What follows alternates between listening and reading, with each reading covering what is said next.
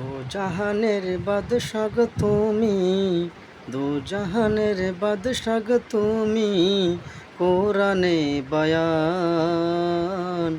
আশিক বিনে কেউ বুঝিবে দয়াল নবীর শান। পাগল ছাড়া কেউ বুঝিবে নূর নবীজির শান। দু জাহানের বাদশা গো তুমি, কাউসারের মালিক যিনি, কবরের মালিক যিনি, কোরআনে বয়ান। আশিক বিনে কেউ বুঝিবে দয়াল নবীর শান। পাগল ছাড়া কেউ বুঝিবে নূর নবীদের জান।